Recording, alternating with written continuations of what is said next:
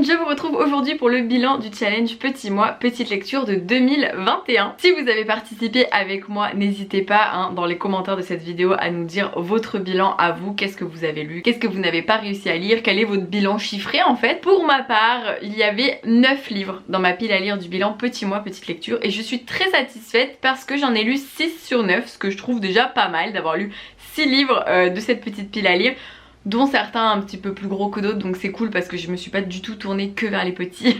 Alors vous voyez ce que je veux dire, il y en a qui font 120 pages, il y en a qui font 200 pages. Je vais tout de suite vous citer ce que je n'ai pas lu, comme ça vous savez d'emblée ceux dont je ne vais pas vous donner mon avis parce que je n'ai pas eu le temps de les lire. Et ensuite on passera à ceux que j'ai lus et je vous donnerai mon avis sur chacun d'entre eux. Comme je vous l'avais dit, pas de vidéo j'ai lu pour ces livres là parce que ce sont des livres courts, donc cette vidéo leur est dédiée. Je n'ai donc pas lu, mais je lirai probablement bientôt Laisse-moi te dire de Margaret Atwood, publiée aux éditions Bruno Doucet, La Mare au diable de George Sand, publiée aux éditions Le Livre de Poche, et Le vieil homme et la mer de Ernest Hemingway, publié aux éditions Folio. Là où je ne suis pas fière de moi, c'est qu'il y a 2 classiques et que je n'en ai lu aucun en fait, et c'était les 2 seuls classiques je crois de toute ma pile à lire, donc ça je suis pas très fière de moi. Après celui-ci c'est de la poésie, donc je pense que j'ai plus envie de piocher dedans et que là j'étais pas dans le mood, donc je vais me le laisser apporter et je lirai quelques poèmes je pense de temps en temps, donc voilà. Mais ceux-là il faudrait que je les lise, donc Le vieil homme et la mer surtout, vous me l'avez beaucoup recommandé, donc voilà, je les garde de côté, promis. Au pire ils seront lus en février de l'année prochaine, j'espère.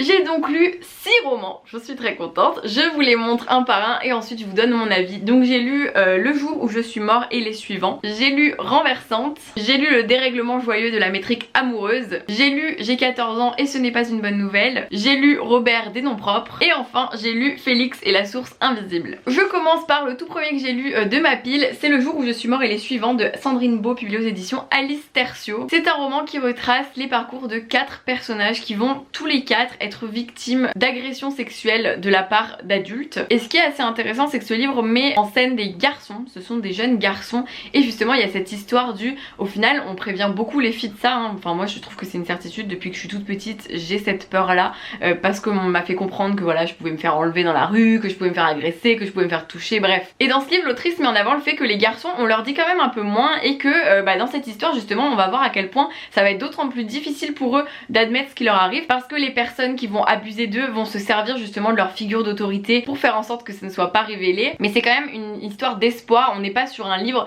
qui nous montre juste des scènes atroces, pas du tout. On est sur un livre qui nous montre la psychologie de ces enfants qui vont avoir du mal à parler, mais justement ils ont tous des parcours très différents et ils vont tous être finalement à un moment aidés par quelque chose. J'ai beaucoup aimé la manière dont Sandrine Beau a tourné les choses et a fait en sorte de nous montrer que voilà c'est super difficile de parler, mais c'est la seule chose qui peut régler le problème. Deuxième livre sur un sujet très difficile, encore une fois sur les enfants et sur les mineurs. J'ai 14 ans et ce n'est pas une bonne nouvelle de Jo Vitek, publié aux éditions Actes Sud Junior. C'est l'histoire de Effie qui est une jeune fille qui vient d'avoir 14 ans. Elle a passé une année au collège. On ne sait pas dans quel pays se passe cette histoire, mais c'est justement le but, c'est de montrer qu'il existe encore beaucoup de pays où il se passe ce que je vais vous raconter. Et donc Effie, elle est dans une famille voilà très traditionnelle, dans un pays pas en grand développement et surtout dans un pays où les jeunes filles sont mariées très tôt, de force, échanger contre de l'argent en fait. Effie elle espère sortir un peu de ce schéma traditionnel parce que justement elle va au collège et du coup elle espère que le fait de faire des études pourra la rendre ingénieure, la faire partir de ce pays et pourquoi pas revenir pour améliorer les choses. Elle est pleine d'espoir, mais en fait cet été là elle va rentrer chez elle et elle va découvrir qu'elle est promise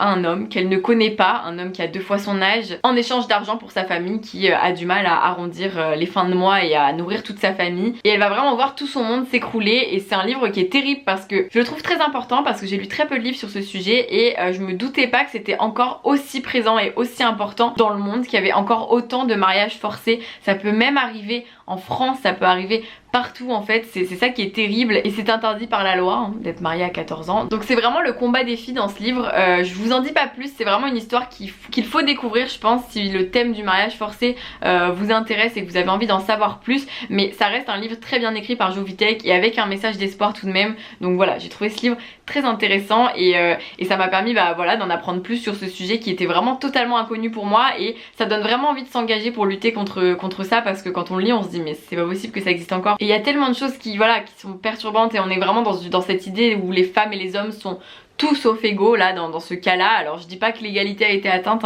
même pour moi au 21e siècle en France, mais là on est vraiment sur des siècles en arrière où les femmes servent à la cuisine et à enfanter quoi. C'est vraiment pas facile et ça reste un livre qui peut voilà être un peu traumatisant quand même à lire, mais c'est important de savoir que ça existe encore beaucoup trop. Puis j'ai lu Renversante de Clotilde Delacroix et Florence Hinkel, lu aux éditions L'École des Loisirs. Je vous avais expliqué dans ma pile à lire du coup du challenge, c'est un livre où le monde est inversé, c'est-à-dire que le féminin l'emporte sur le masculin, les rues elles n'ont que des noms de femmes, les écoles n'ont que des noms de femmes, à l'école les filles sont beaucoup plus avantagées que les garçons, on leur promet de grandes études, c'est les filles qui travaillent et gagnent de l'argent, c'est les garçons qui restent à la maison, s'occupent des enfants, etc. Et donc dans ce livre justement les deux personnages principaux qui sont des enfants vont devoir leur père va les questionner sur cette idée, voilà, est-ce qu'il y a l'égalité, est-ce que c'est normal tout ça, et c'est fou comme ce livre quand on inverse tout, on se rend compte de petits détails très importants qui n'ont pas de sens en fait. On se dit c'est fou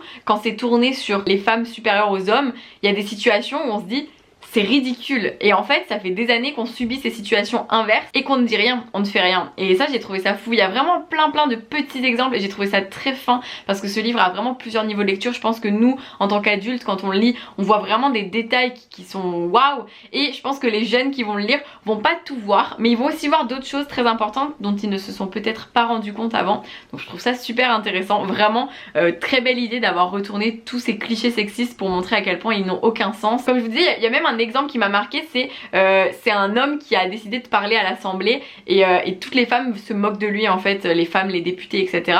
Et quand on lit ça on se dit c'est quand même incroyable, genre c'est débile comme situation. Mais en fait ça a existé, le nombre de femmes qui vont parler à l'Assemblée et dont on se moque, qu'on va juger sur leur tenue, qu'on va juger sur leur religion, c'est incroyable, ça devrait pas exister, et ce livre nous montre à quel point ça ne devrait pas exister. Je crois que mon petit coup de cœur de ce mois, c'est Le dérèglement joyeux de la métrique amoureuse de Mathias Malzieu et Daria Nelson, qui est un petit livre de la collection Iconopop, et en fait c'est une collection, mais alors attendez, autant vous dire que dans la prochaine collection il va y avoir Clémentine Beauvais, je suis juste trop impatiente, enfin bref j'ai trop hâte. Et donc celui-ci c'est vraiment un petit carnet de poèmes de Mathias Malzieu, de petits textes, parfois de SMS, parfois d'illustrations, de collages de Daria Nelson. Mathias Malzieu et Daria Nelson sont en couple et justement c'est un peu l'histoire de leur amour dans ce livre et j'ai trouvé ça tellement beau. Mathias Malzieu est si talentueux, ce n'est pas nouveau, mais vraiment c'était un petit bijou d'amour et de poésie, je ne peux que vous le recommander. C'est un livre qui voilà qui peut se repiocher, c'est à dire qu'on le rouvre comme ça et on lit et on se dit oh qu'est-ce que c'est beau. C'est exactement l'effet que ça m'a fait. En plus vraiment voilà c'est c'est un format très atypique, mais c'est aussi ce qui est trop chouette, et vraiment chapeau l'Iconopop pour ce format que je trouve trop mignon, tout petit, trop agréable à transporter, trop agréable à lire, à piocher quand on en a envie, donc vraiment je valide à 100% l'Iconopop. Ça va, on te dérange pas Alaska? Hein? Tu veux être dans la vidéo, tu veux être une star, c'est ça?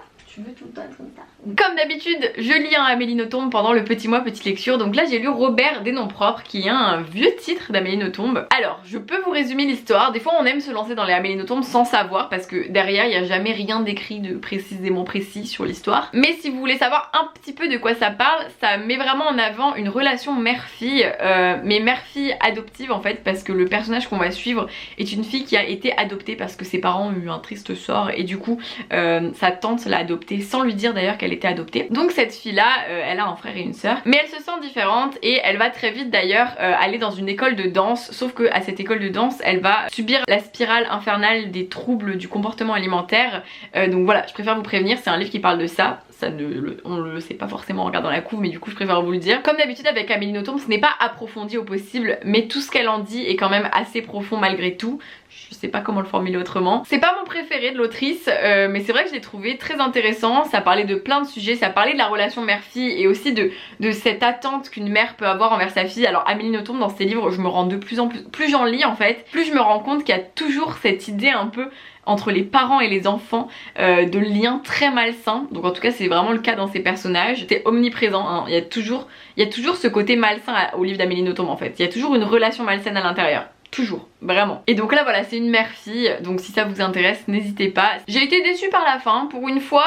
D'habitude j'aime bien les fins d'Amélie Nothomb, là j'ai pas été voilà, mais l'histoire en elle-même je trouve valait la peine d'être lue, et vous êtes beaucoup à me l'avoir recommandé d'ailleurs. Et enfin, dernière lecture du challenge petit mois petite lecture, j'ai enfin lu un livre d'Éric Emmanuel Schmitt. Il s'agit de Félix et la source invisible, publié aux éditions Albin Michel. C'est l'histoire de Félix qui a 12 ans et qui est désespéré parce que sa mère a l'air d'être morte, en tout cas morte de l'intérieur. Elle s'appelle Fatou, elle tient un bistrot à Belleville, tout marche pour le mieux, mais il va se passer certaines choses qui vont la faire tomber finalement dans une dépression, même si ce ne sont pas forcément les mots utilisés par Félix. Et Félix va entreprendre à l'aide d'autres personnes un voyage en Afrique pour lui faire retrouver ses souvenirs, l'endroit où elle a vécu, et peut-être que ça pourra l'aider à s'en sortir. Je n'avais jamais lu de roman de cet auteur et c'est chose faite, et je comprends mieux pourquoi beaucoup de personnes apprécient sa plume et surtout ses personnages. C'est ce que j'ai beaucoup apprécié moi, je trouve, c'est ces personnages, la manière dont ils sont décrits, la manière dont ils sont amenés et dont ils sont importants à l'histoire. Donc c'est vraiment quelque chose que j'ai beaucoup aimé, donc voilà. J'avais vu Eric Emmanuel Schmitt en spectacle avec Monsieur Ibrahim et les fleurs du Coran. En fait, il interprétait lui-même tout son livre sur scène, seul, et c'était super bien, c'était magnifique, vraiment c'était une très belle expérience, et du coup je pense que ce livre-là, même si je l'ai pas lu, il est plus dans mon classement parce que j'avais été super touchée, celui-ci aussi, hein, mais voilà, c'est un style qui fait que peut-être je reste encore un petit peu en retrait, mais en même temps je n'ai aucun doute sur la qualité de son texte, de sa plume et de ses histoires, et celle-ci est très touchante en plus, donc voilà.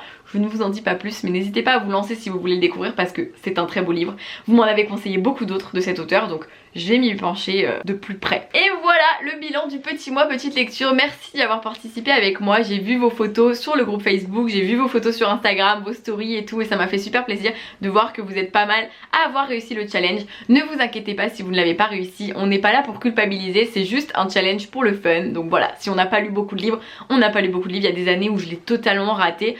Cette année ça va, je suis fière de moi, donc voilà, n'hésitez pas à me dire en commentaire si vous êtes fière de vous ou pas, mais sachez que moi je suis fière de vous, même si vous en avez lu 0. Juste par principe que vous vous soyez dit, allez je me lance. Rendez-vous l'année prochaine pour le petit mois petite lecture 2022, et en attendant moi je vais retourner à mes gros livres, voilà. Je vous fais plein de bisous, je vous dis à très vite pour une nouvelle vidéo et passez de très belles lectures d'ici là.